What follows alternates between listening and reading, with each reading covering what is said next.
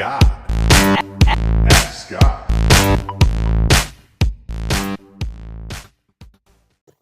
Hi, Scott. This is Aaron calling over from San Francisco.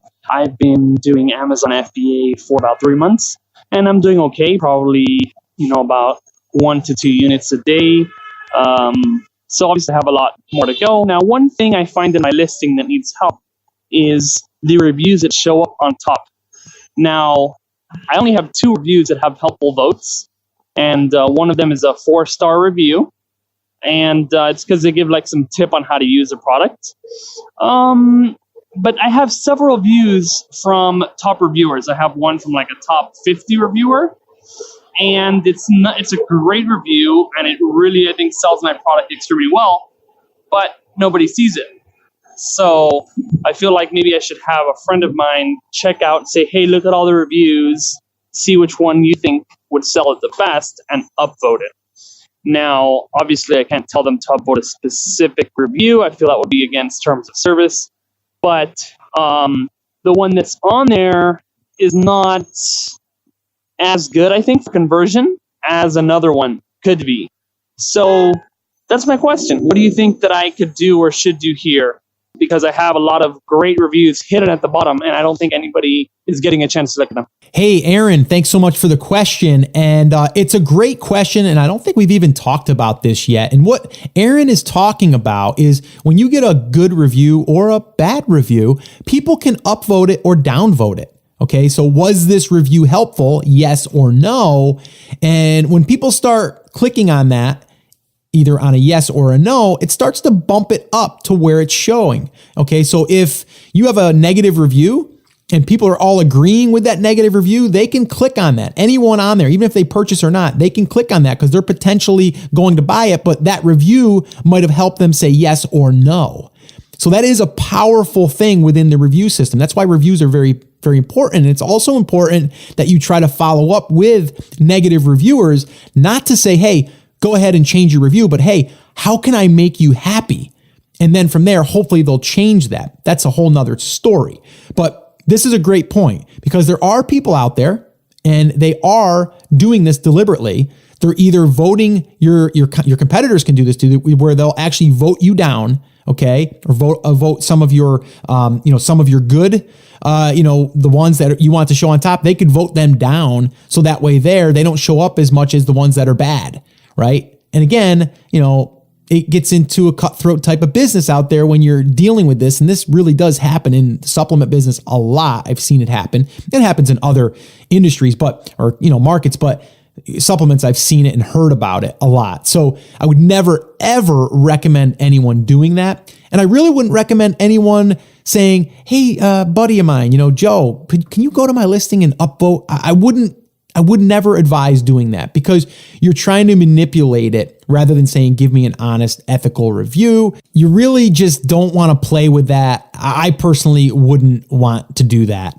I think it will naturally happen. Now, if you get like you said, you had a top 50 reviewer, a lot of times if they leave a video review and it's demonstrating the product and it's genuinely helpful, people will start to upvote that anyway because it was helpful. Okay. But I would not do that. I would just worry about trying to get more good reviews, trying to do a great job for my customer, trying to go out to those reviewers that are good reviewers as far as like they know how to leave a review. Like if you can find top 500 or top 1,000 reviewers, they know how to leave reviews that are good. You know what I mean? Like, and they know how to put them bad too. They can make a video that says this product was crap, right? But if you have someone leave a video review, you probably have a better shot of getting upvotes because it's showing or demonstrating the product. And that's what I think is important here is those reviews are there to be helpful. And if they're helpful, you'll naturally, organically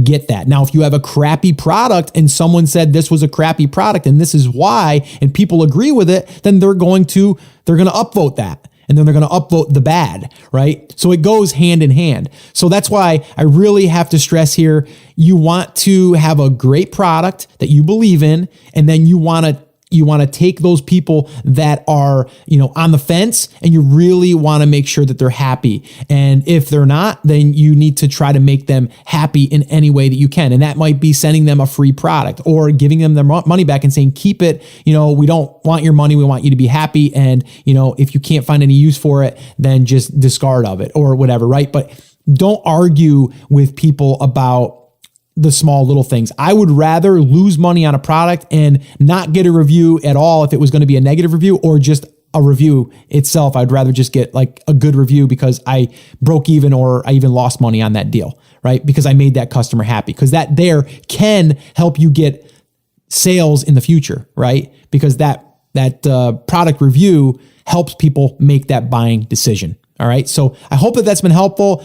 Again, I would just reiterate what I said there is I would not manipulate the ups or the down votes on reviews. I'd let that naturally happen, but I would go after trying to find those top reviewers that know how to leave, quality reviews that could be helpful for your product. If you guys want to submit a question, head over to theamazingseller.com/ask, and you can do that. I want to also, again, remind you guys, if you're brand new and this is your first time to the show, I want to welcome you. I love hanging out with you guys. This is just awesome to be able to virtually connect like this. And that's why I love the Ask Scott sessions. But if you are brand new and you're just getting your feet wet and you don't understand the entire process, the entire business model, I would recommend attending one of my live free workshops. This is where I break it down for you in 5 phases: how to pick a market and a product, how to source it, how to do a pre-launch, how to do a launch, how to promote the product, and everything in between. We go over that on a workshop, and we go through every single thing. We also do live Q&A. So if you want to attend one of them,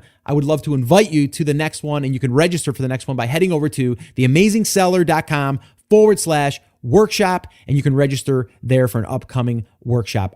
Well, hey there. Thank you so much for listening to that episode of Ask Scott. Now, that was just a highlight from one of our full episodes where I generally answer 3 to 4 questions on a podcast. If you want to go back and listen to all of the past archives of not just the Ask Scott session, but all of the full episodes where I do interviews with top Amazon sellers, people starting from scratch and building a business, if you want to listen to any of those episodes, head over to theamazingseller.com, and you can find all of that over there. You can also find details there on how you can ask your own question and get it aired on an upcoming Ask Scott session, and possibly see it here on YouTube or just on the podcast. All right, so definitely head over to theamazingseller.com. There's tons of resources over there for you to be able to build your e-commerce and Amazon business. So definitely go check that out. Now, I just wanted to remind you one thing before I let you go. There's a lot of information out there, and some of it is really, really good. What I want you to remember is you have to not just consume the information, you have to actually apply that information.